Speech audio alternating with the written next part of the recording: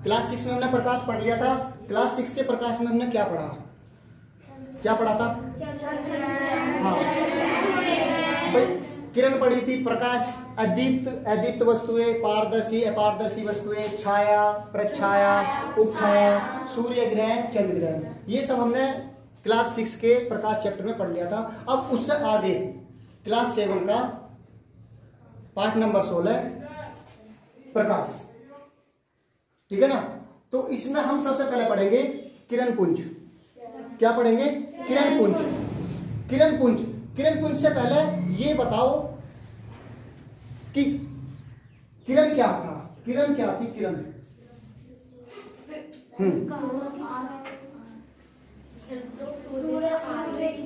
हाँ, किरणें, जो प्रकाश का गमन पथ है, जो प्रकाश का गमन पथ है कौन से पारदर्शी माध्यम में, उनको हमने क्या कह दिया? प्रकाश की किरणें, है ना। अच्छा, अब अगर किरणों का समूह बन जाए, बहुत सारी किरणें हो जाए, उनको हम क्या कह देंगे? पुंज, है ना। कैसे? देखो, किरण पुंज, इसे इंग्लिश में कहते हैं बीम ऑफ लाइट। क्या कहते हैं? Beam of light. बीम मतलब पुंज, किसका पुंज? लाइट का। तो क्या हो गया? किरण पुंज, है ना। देखो, एक ही दिशा में गति करने, एक ही दिशा में गति करने वाले प्रकाश की किरणों के समूह को, जो प्रकाश की किरणें हैं उनके समूह को क्या कह देंगे? किरण पुंज। लेकिन गति एक दिशा में ही होनी चाहिए, है ना। एक दिशा में, सारी की सारी एक दिशा में। ऐसा ना हो कुछ किरणें इधर को चल रही और कुछ किरणें इधर को चल रही, तो उन्हें हम किरण पुंज कह देंगे। नहीं, एक ही दिशा में होनी चाहिए। कैसे?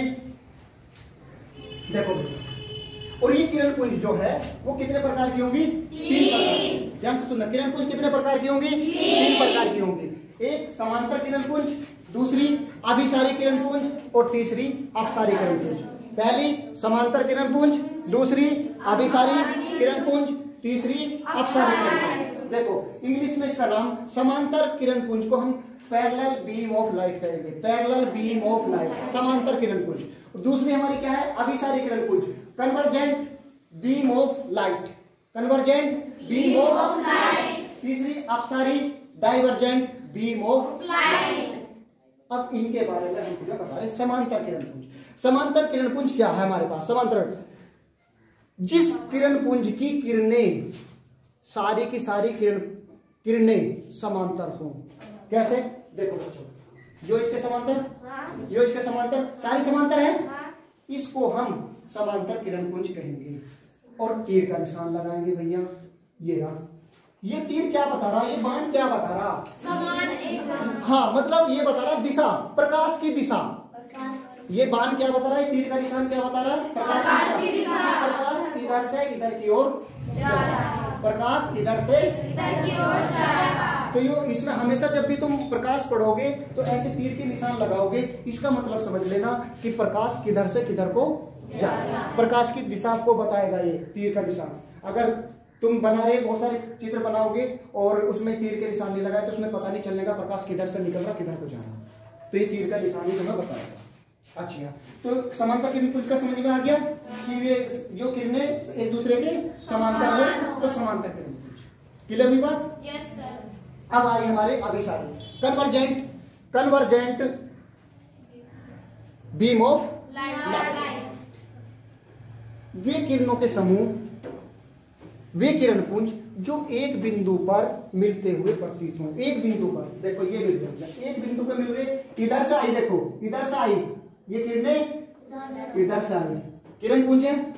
ये किरण है, किरण पुंज है, किरण पुंज। क्यों? बहुत सारी है, किरणों का समूह है ना। तो ये इस बिंदु पर मिलते हुए प्रतीत हो रहे, इस बिंदु पर मिल रहे। अगर एक ही बिंदु पर मिलते हुए प्रतीत हो, ऐसे किरण पुंज को हम क्या कहेंगे? अभिसारी किरण पुंज, ठीक है ना। अभिसारी किरण पुंज, सारी की सारी मिल गई, अभिसारी, अभिसारी सारी मिल गई। हाँ, ध्यान रखना, एक जैसे नाम होते हैं ना तो थोड़ा सा कंफ्यूजन होता है। जब एक जैसे नाम होते हैं तो थोड़ा कंफ्यूजन हो जाता है कि यार ये अभिसारी कौन सा, अपसारी कौन सा। ये देखो, अभिसारी, सारी यहाँ है, ठीक है ना, है तो इसमें भी। अब कन्वर्जेंट, एक बिंदु पे मिली, और ये हो रहा अपसारी, अपसारी डाइवर्जेंट हो रहा, फैल रही अलग अलग हो रही, डाइवर्ट हो रहा, डाइवर्जेंट। तो जब एक बिंदु से अलग अलग निकलती हुई प्रतीत होती है, ठीक है ना, एक बिंदु से फैली हुई प्रतीत होती है, तो उसे हम क्या कहेंगे? हैं, उसे हम क्या कहेंगे? अपसारी, हाँ, किरणपुंज। इंग्लिश में भी थोड़ा सा याद रख लेना, इसको क्या कहेंगे? कन्वर्जेंट किरणपुंज, कन्वर्जेंट बीम ऑफ लाइट, अच्छा डाइवर्जेंट है ना। डाइवर्जेंट का मतलब है फैलना, हाँ, एक बिंदु से फैली हुई प्रतीत हो रही। क्लियर हुई बात? अभी हमने क्या पढ़ा? किरणपुंज। किरणपुंज कितने प्रकार का था? 3। समांतर किरणपुंज, हाँ, अभिसारी किरणपुंज और अपसारी किरणपुंज। क्लियर हुई बात? तो इसमें हमने किरणपुंज पढ़ लिया और तीनों प्रकार इसके पढ़ चुके। अब आते हैं हम प्रकाश का परावर्तन। पहला प्रकाश का, हाँ, प्रकाश का परावर्तन छोड़ो, पहला तो ये देखो कि एक नाम है परावर्तन क्या है। बहुत ध्यान से सुनना, बहुत ध्यान से। पहले प्रकाश को छोड़ दो, पहले ये देखो परावर्तन क्या है। परावर्तन क्या है समझो जरा, इस शब्द का अर्थ समझो, इसका केवल परावर्तन का। परावर्तन का मतलब है टकराकर वापस लौटना, टकराकर लौटना, टकराकर लौटना, परावर्तन। अब कैसे टकराकर लौटना? मेरी आवाज, मान लिया आवाज गूंज रही, वहां से टकराकर वापस कभी कभी आती है, इसका मतलब टकराई और वापस आई, तो कहेंगे परावर्तन हुआ। हुआ? टॉर्च लगा रहे हैं हम, टॉर्च या कोई शीशा हमारे पास में, मिरर है, उसमें प्रकाश डाला, इधर को लौट गया, टकरा कर लेट गया वो, है ना। तो उसमें क्या हुआ? परावर्तन। और क्या है भैया? वस्तु का दिखाई देना। जो वस्तु हमारी दिखाई देती है, क्यों दिखाई देती है वो, ये बताओ। प्रकाश उस पर पड़ा होगा, प्रकाश पड़कर फिर वापस लौटा, तो हमें दिखाई दे रही वो, है ना। तो वस्तु का मतलब वस्तु का दिखाई देना भी परावर्तन है। और अब सबसे अच्छा परावर्तन का उदाहरण जो है, परावर्तक जो होता है वो दर्पण होता है। उस पर सारा का सारा प्रकाश आता है और वो लौट जाता है सारा, उसमें अंदर नहीं रह पाता, ठीक है ना। तो अब हम देखते हैं किसका परावर्तन? प्रकाश। किसका परावर्तन? प्रकाश। जब परावर्तन प्रकाश का हो रहा तो प्रकाश से जिक्र करो। तो हमने बताया कि प्रकाश की किरण, प्रकाश की किरण का किसी पृष्ठ से टकराकर, सुनते रहना, प्रकाश की किरण का किसी पृष्ठ से टकराकर वापस उसी माध्यम में वापस लौटने की घटना को क्या कहेंगे? प्रकाश का परावर्तन। प्रकाश का परावर्तन। प्रकाश की किरण का किसी पृष्ठ से टकराकर उसी माध्यम में वापस लौटने की घटना को प्रकाश का परावर्तन कहते हैं। कि सर समझ नहीं आ रहा, यो बात समझ नहीं आई। देखो समझो जाए, इसे बिल्कुल ध्यान से समझ करना है। इंग्लिश में कहते हैं इसे reflection of light. Reflection of light. देखो मेरे पास है ये मिरर, अब ये मिरर कौन सा है, कौन सा है हम नहीं अभी नहीं बता रहे, थोड़ी देर में बताएंगे इसे कौन सा है इसके बारे में। अगर मैं इस पे लाइट डालता हूं, लाइट पड़ रही है इस पे, है नहीं अभी नहीं। जैसे टॉर्च हम डाल रहे हैं और इससे ये इसके ऊपर डालते हैं तो ये कहीं ना कहीं इसका प्रकाश कहीं ना कहीं मुड़ जाएगा। देखो उधर आया है और मैं बोर्ड पे देखता हूं, प्रकाश किसके ऊपर डाला मैंने? हाँ इस मिरर के, है ना। कौन सा मिरर है नहीं बताऊंगा इसके बारे में। और यो डाला तो मैंने इधर को, और यो कहां गया? देखो बोर्ड। तो क्या हुआ कि ये जो प्रकाश की किरण है इससे टकराई, किससे? इससे टकराई और टकरा कर कहां चली गई? इसी माध्यम में वापस लौट गई। इधर से तो आया था प्रकाश, इधर से आया था, टकराई और वापस लौट गई। तो क्या हुआ? यो प्रकाश का परावर्तन हुआ। प्रकाश का परावर्तन, बात समझ में आ गई। तो हमने यही बताया कि प्रकाश की किरण का किसी पृष्ठ से टकराकर, प्रकाश की किरण थी, इसमें किरण थी, इस टॉर्च में किरण थी, प्रकाश था, किससे टकराया? इससे टकराया और उसी माध्यम में वापस लौट गया। देखो टकराकर उसी माध्यम में वापस लौटने की, इसको ही हम क्या कहते हैं? वापस टकराकर वापस लौटने को ही क्या कहते हैं? परावर्तन। परावर्तन ही क्या है? टकराया और लौटना, टकराया लौटना, टकराकर लौटना ही परावर्तन है। अब किसका, कि अगर उसने पूछा प्रकाश, उसने पूछा प्रकाश का परावर्तन बताओ, तो तुम्हें क्या बताना कि प्रकाश का टकराकर लौटना क्या हो गया, प्रकाश का परावर्तन। क्लियर हुई बात? क्लियर है? समझ में आया? अब देखो भैया बच्चों, तो अब जब प्रकाश किसी वस्तु पर पड़ता है, प्रकाश किसी वस्तु पर पड़ता है, यो तो यहां पे पड़ा, या इस पे किसी दूसरी चीज पे हम डालते हैं, इस पे डालते हैं, या किसी चीज पे भी डालते हैं प्रकाश हम, है ना, तो क्या होता है, तो तीन प्रकार की घटनाएं घटित होती है, तीन प्रकार की स्थिति बनती है। या तो वो वस्तु पूरे प्रकाश का अवशोषण कर लेगी, पूरा प्रकाश अपने अंदर ले लेगी, एक तो कंडीशन ये बनती है। दूसरी कंडीशन ये बनती है कि वो उस प्रकाश को अपने अंदर से आर पार निकाल देगी। दूसरी बात कैसे, ये क्या है, लेंस है, मैं इसमें प्रकाश डालूंगा, प्रकाश डालूंगा इसमें तो पार निकल जाएगा। क्लियर है बात? और एक चीज ये है क्या, कि प्रकाश पड़ा और उसका परावर्तन कर दिया। वो कौन करता है, जो चिकनी सतह होती है ना, चिकना चिकना पार्ट, चिकना है, वो कर देगी प्रकाश का परावर्तन। ठीक है। अब सबसे ज्यादा परावर्तन कौन करता है, सबसे ज्यादा प्रकाश का परावर्तन कौन करता है? ध्यान देना कि पॉलिशदार चमकीली सतह, जिसकी पॉलिशदार चमकीली सतह होगी ना, चमकीली है वो, पॉलिश भी हो रही भैया, चिकनी भी है, तो ये सबसे ज्यादा परावर्तन करेगी, सबसे ज्यादा।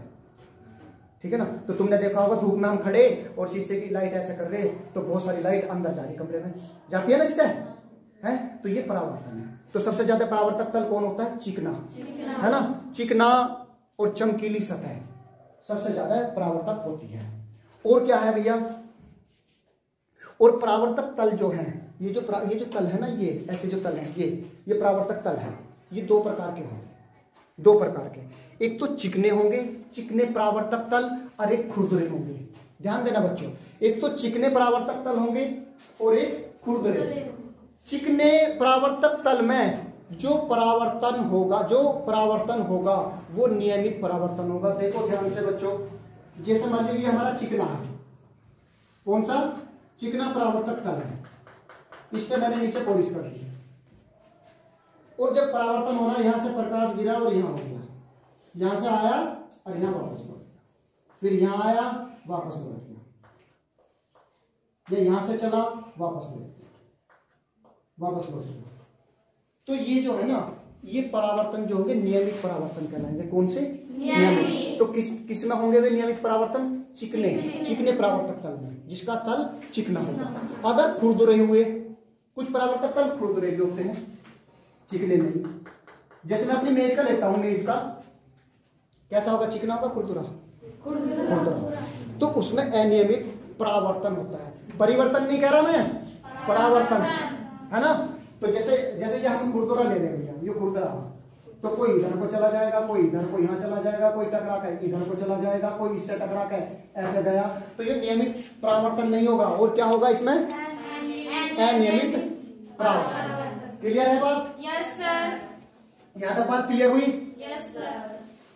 चलो, तो हमने बता दिया तुम्हें प्रकाश का परावर्तन। प्रकाश का परावर्तन का मतलब है टकराकर वापस लौटना। किसका? प्रकाश का। ठीक है। अब हम बताते हैं तुम्हें दर्पण। क्या बताते हैं? दर्पण। इंग्लिश में कहते हैं मिरर। क्या कहते हैं? मिरर। दर्पण को क्या कहते हैं? मिरर। जो दर्पण है, ध्यान से सुनते रहना बच्चों, बहुत ध्यान से, ठीक है ना, ध्यान से सुनना, दिमाग यही रखना, बिल्कुल बाहर मत पहुंचो। दर्पण जो है दो प्रकार के होंगे। कैसे होंगे? दो। एक समतल दर्पण और एक गोलीय दर्पण। एक समतल दर्पण, एक गोलीय दर्पण। और ध्यान देना, और ये जो गोलीय दर्पण है ना, ये भी दो प्रकार के होंगे। ये गोलीय दर्पण भी दो प्रकार के होंगे, एक अवतल दर्पण और एक उत्तल दर्पण। लेकिन सबसे पहले हम तुम्हें क्या पढ़ाएंगे? समतल दर्पण। क्या पढ़ाएंगे? समतल दर्पण। ध्यान से देखो बच्चों, ये जो है ये क्या है? समतल दर्पण है भैया, समतल दर्पण है ये, है ना। दर्पण कितने प्रकार के बताए? 2 प्रकार। पहला हम तुम्हें पहले समतल दर्पण पढ़ा रहे, ये रहा दर्पण, समतल दर्पण। ये कौन सा है इसके बारे में मैं तुम्हें बता दूं। ध्यान से देखो, जिसमें तुम अपना चेहरा देख रहे हो, जिसमें अपना चेहरा देख रहे हैं, आईना, कौन सा दर्पण है? अब इसे विज्ञान की भाषा में देखो, इसने कहा दर्पण वह युक्ति है, दर्पण वह युक्ति है, वह तरकीब है। दर्पण वो तरकीब है, वो युक्ति है। कौन सी युक्ति भैया? जिस पे पड़ने वाला प्रकाश, इस पे जो प्रकाश पड़ेगा और वो सारा का सारा ही परावर्तित हो जाए, कुछ इसके अंदर ना जाए, इधर उधर ना जाए, सारा का सारा ही परावर्तित हो जाए, तो वो क्या कहलाएगा? दर्पण। दर्पण वह युक्ति है जिसके ऊपर पड़ने वाला 100% प्रकाश परावर्तित हो जाए, तो वो क्या कहलाएगा? दर्पण। ठीक है ना। और दर्पण तो हो गया, मैंने बता दिया। और दर्पण में क्या होगा? समतल दर्पण। क्या प्रकार के होंगे? 2 प्रकार के, समतल दर्पण, गोलीय दर्पण। अब समतल दर्पण, इससे परावर्तन कैसे होगा? समतल दर्पण से परावर्तन कैसे होगा? इससे देखो बच्चों, जब हम इस पे प्रकाश डालते हैं, ये कौन सा दर्पण है? समतल दर्पण है। कैसे पता चला? समतल, जिसका तल समान, बिल्कुल, हाँ, प्लेन है, बिल्कुल प्लेन मिरर, इंग्लिश में भी प्लेन मिरर बोलते हैं ना, प्लेन है, ठीक है ना। तो इस पे जो प्रकाश पड़ेगा, देखो बच्चों, मैं इसे बीचों बीच रख रहा, यहां रख रहा, और प्रकाश ले रहा मैं यहां से, तो कहां पे परावर्तित होना चाहिए? ऐसे गया और बिल्कुल यहां सामने परावर्तित होना चाहिए, या थोड़ा सा इधर को होना चाहिए? हाँ, मैं अगर इधर से ले रहा, देखो एक इस पे लिया भैया, ये रहा, ये सीधा, बिल्कुल कैसे गया? देखो प्रकाश यहां से ऐसे और फिर इधर को। अब आ जाओ यहां, इस चित्र पे देखो, ये हमारा दर्पण है, ये रहा, कौन सा दर्पण? समतल दर्पण। और इसके पीछे पॉलिश हुई है। बच्चों पहले तो इसके बारे में देखो, ये कांच का टुकड़ा है, कांच का ही तो है, बिल्कुल प्लेन है ना। और इसके पीछे पॉलिश हो रही है, देखो ये जो पॉलिश है ये होती है सिल्वर ब्रोमाइड की।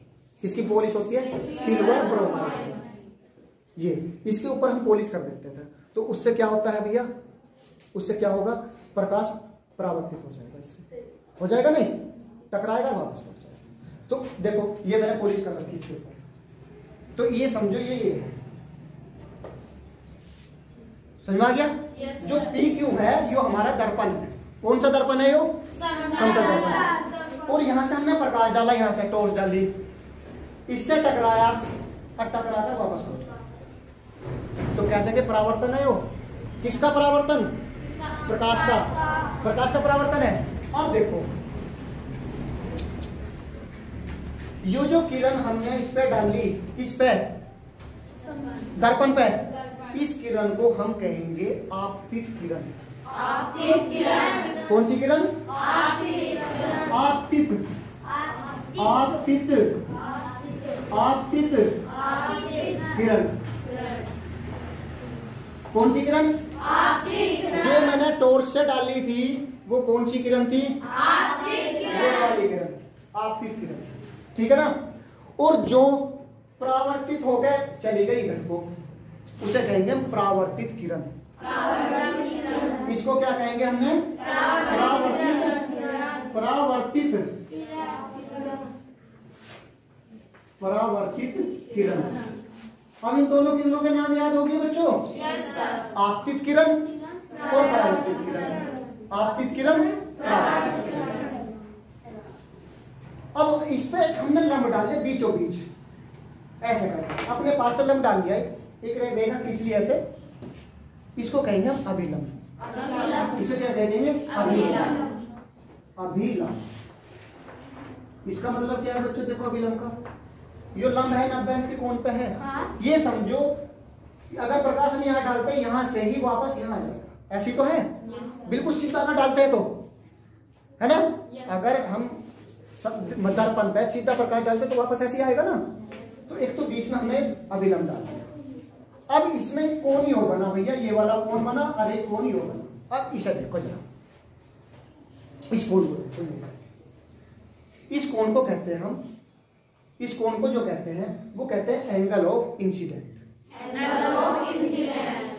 जो मैंने इंग्लिश में इस वजह से बताया कि जो इंसिडेंट है ना उसका आई ले लिया, उसका क्या ले लिया?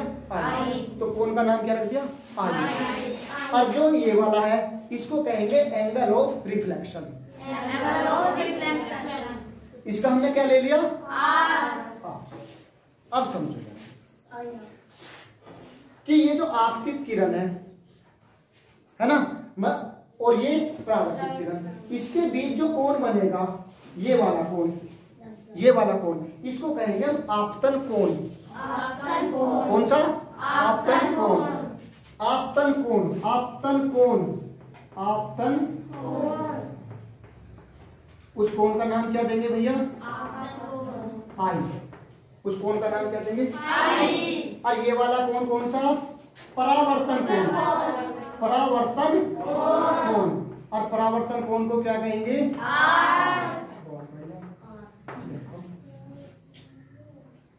क्लियर हुई बात? समझो भैया बच्चों, फिर से समझो कि हमारे पास कोई दर्पण है। कौन सा दर्पण है? समतल। कौन सी? पी की। आपतित किरण आई, आपतित किरण नहीं, आपतित किरण है और टकराने के पश्चात, परावर्तन के पश्चात वो इधर को गई, उसको कहेंगे हम परावर्तन। ठीक है ना? इसके बीच में जो हमारा अभिलंब है, इसके बीच में जो कोण बना, इस कोण को कहेंगे आपतन कोण और इस वाले को परावर्तन। ठीक है ना? आप ये वाला कोण आपतन कोण और ये वाला कोण परावर्तन। अब इसी से इससे एक नियम बना, नियम दे दिया, लॉज दे दिया। लो क्या कि परावर्तन के नियम क्या बने भैया? परावर्तन का नियम क्या होता है? अब इसे ध्यान से सुनो। दो बात बताई इसमें, इस नियम में कितनी बात बताई? दो बात बताई भैया। क्या? समझो, सबसे पहली बात समझो कि आपतन कोण परावर्तन कोण के बराबर होता है। पहली बात बताई। क्या बताई भैया? ये वाला कोण, मतलब ये वाला कोण, ये कोण, ध्यान से सुनते रहना। जो बच्चा ध्यान से देखेगा ना यार, वही मैं प्रश्न पूछूंगा अभी, वही जवाब दे पाएगा। ध्यान से सुनते रहना। ये क्या है? आपतन कोण। और ये क्या है? परावर्तन कोण।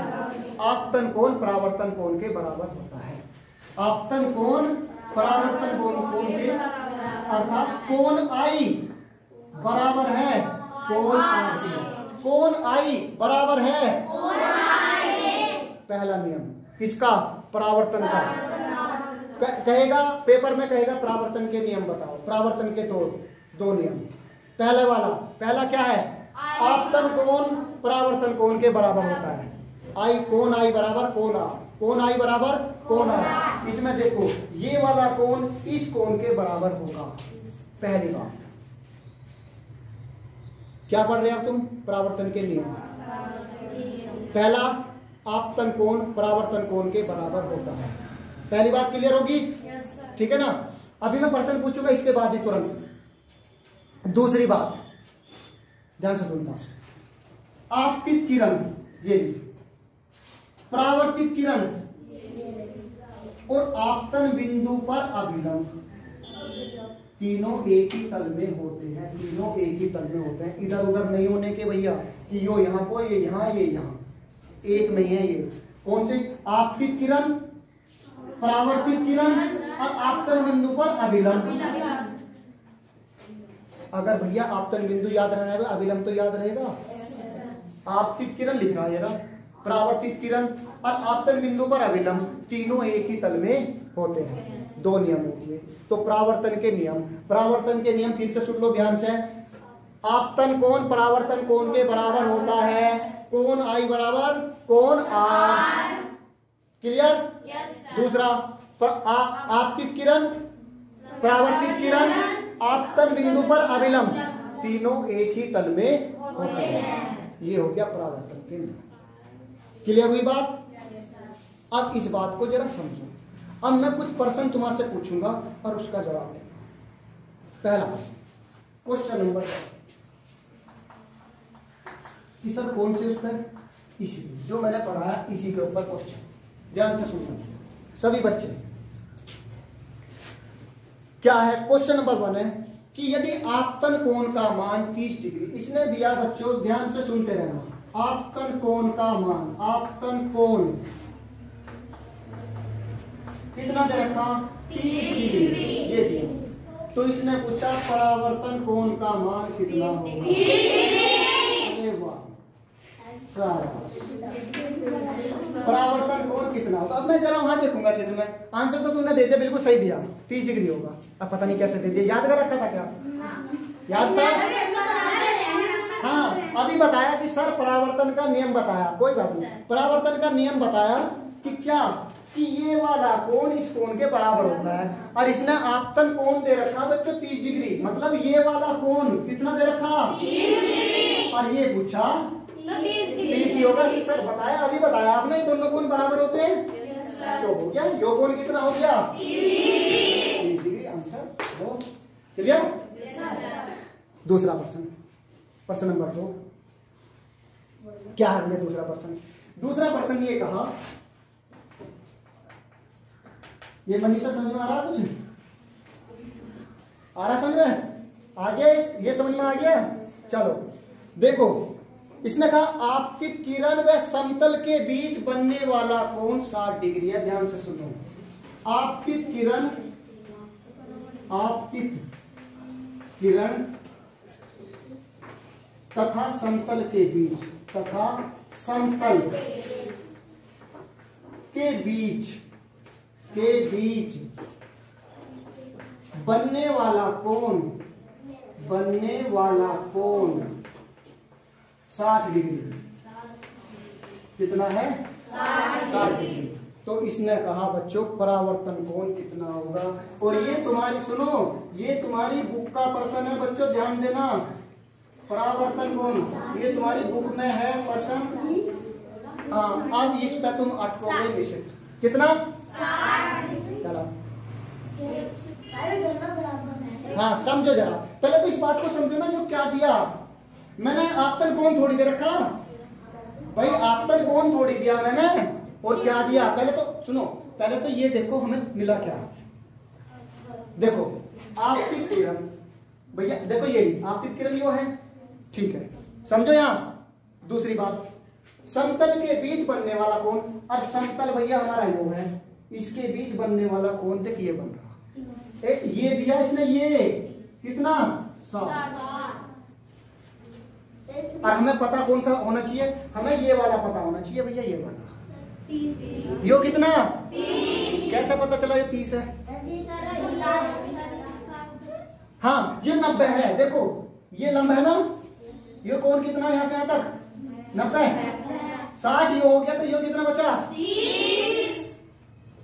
तो मैं अगर मैं पहले तो भैया परावर्तन कोण निकालने से पहले आपतन कोण चाहिए मुझे, आपतन कोण, ये बात क्लियर होगी नहीं हुई, आपतन कोण मैं निकाल लूंगा भैया, 90 में से 60 घटाया, 90 डिग्री में से 30 डिग्री, तो आपतन कोण कितना आ गया, 30। अब मेरे पास ये कोण कितना है, 30 डिग्री। तो जब ये 30 है तो ये कितना हो गया, 30। तो अब परावर्तन कोण कितना हो गया, 30। परावर्तन कोण हो गया 30। क्लियर हुई बात? Yes sir. ये तुम्हारी बुक में प्रश्न है, जब तुम आंकिक प्रश्न करोगे ना तो दोनों के दोनों प्रश्न वहां मिलेंगे तुम्हें, ये दोनों पता चल गई। और इस नियम का क्या प्रयोग हुआ, क्या अनुप्रयोग है, हमने बता दिया कैसे कैसे। क्लियर हुई बात? Yes sir. तो परावर्तन के नियम मैंने तुम्हें बता दिया, परावर्तन के नियम बताया। क्या बताया परावर्तन के नियम में, कि हमने बताया आपतन कोण परावर्तन कोण के बराबर है, आपतित किरण परावर्तित किरण आपतन बिंदु पर अभिलंब तीनों एक ही तल में होते हैं। ये परावर्तन के नियम थे, कुछ आंकिक प्रश्न करा दिए, ठीक है ना। और अब ये जो हमारे पास था बच्चों, ये क्या था, ये समतल दर्पण था, समतल दर्पण है ना। इसका यूज, इसका प्रयोग कहाँ हो रहा, इसका प्रयोग कहाँ होता। पहले तो ये बता रहे कि सर कि पहले तो हम चेहरा देखने में इसका प्रयोग करते हैं ना, घरों में तो देख रहे हैं अपना, तो चेहरा देखने में इसका प्रयोग कर रहे हैं। फिर उसके बाद में प्रयोग कहाँ कर रहे हैं तुम? इसका प्रयोग एक जगह और हो रहा, कहाँ? पेरिस्कोप में। ये इसमें जो दर्पण लगा हुआ है वो समतल दर्पण है। देखो यहाँ पे भी समतल दर्पण लग रहा है। यहाँ क्या, पहले तो ये देखो कि हमने बताया कि प्रकाश की जो किरण है वो सीधी रेखा में चलती है। बताया तुम्हें ये? ध्यान से सुनते रहना। प्रकाश की किरण सीधी रेखा में चलती है कि यहाँ से भैया हम सीधे ही देख सकते हैं, यहाँ से सीधे देख सकते हैं। अगर किरण उधर से आ रही तो रास्ते में कुछ आया तो ऐसा तो नहीं वो इधर को मुड़ जाएगी या इधर को सीधे जाएगी, ऐसी तो प्रकाश सीधी रेखा में चलता है। लेकिन अगर हमें कहीं से, जैसे पनडुब्बी है, पनडुब्बी में हमें कहीं ऊपर को देखना पड़ रहा है, पनडुब्बी पानी के अंदर है, पनडुब्बी जो है, मान लीजिए पनडुब्बी है हमारी और ये पानी के अंदर है और हमें सामने की चीजें कुछ दिखाई दे रही, सामने की, तो यहां पे हम पेरिस्कोप लगा, पेरिस्कोप यहां पे लगा, तो क्या होगा कि हमें इधर देखना कुछ यहां से, तो पहले प्रकाश यहां पड़ेगा ऐसे, यहां पे दिखाई देगा, फिर भैया बस यहां ही दिखाई देगा। उसके बाद क्या होगा कि ऐसा तो नहीं प्रकाश यहां मुड़ जाएगा।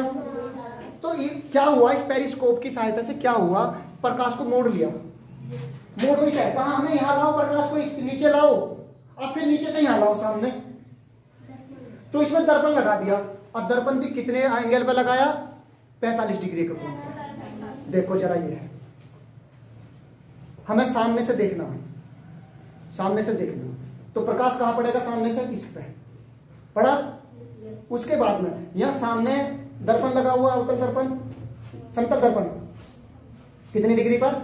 45, और एक 45 पे नीचे लगा हुआ, तो उसका जो प्रतिबिंब यहां पे बना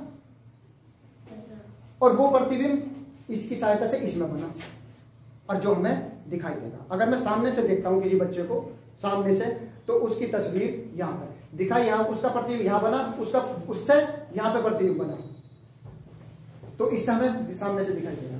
तो इन्होंने, इस दर्पण ने क्या काम करा? इस दर्पण ने प्रकाश को मोड़ने का काम करा, मोड़ दिया। इसका प्रयोग कहां होता है? पेरिस्कोप का, है ना, चुपचाप, चुपचाप तरीके से हमें किसी को देखना है ना भाई। ऐसा तो नहीं हम पनडुब्बी में यहां से सीधे ऊपर को देखेंगे, हमें तो सामने देखना। लेकिन सामने ऐसे कैसे लाए हम? तो ये रहा, ऐसे निकाल देंगे भैया बाहर को, है ना, और कहीं कोई छुपा बैठा या छुप के हमें किसी को देखना, कोई सैनिक है अंदर भैया अपने किसमें, बंकर के अंदर है, बंकर के अंदर, बंकर जब समझते हो, बंकर समझते हो, वो नहीं खोल, एक गड्ढा सा खोद देते, उसके आगे बोरी लगा देते हैं, है ना, तो ऐसे उठ के तो देखेंगे नहीं भाई, कोई सामने से मार देगा, तो चुपचाप इसे देखेंगे, इसे सामने रख दो तो सामने दिखाई दे जाएगा कहाँ क्या है, और यहाँ से हमें उसको हम देख सकते हैं। तो ये क्या है? पेरिस्कोप। तो पेरिस्कोप में किस दर्पण का प्रयोग है? समतल दर्पण। कितने डिग्री पे झुके हुए हैं? 45। ठीक है ना। तो ये हुआ, पेरिस्कोप का प्रयोग हुआ, समतल दर्पण का प्रयोग हुआ। और उसके बाद में अब ये प्रतिबिंब क्या है, प्रतिबिंब कैसे कैसे बनते हैं, प्रतिबिंब क्या होते हैं, इसके बारे में हम तुम्हें बताएंगे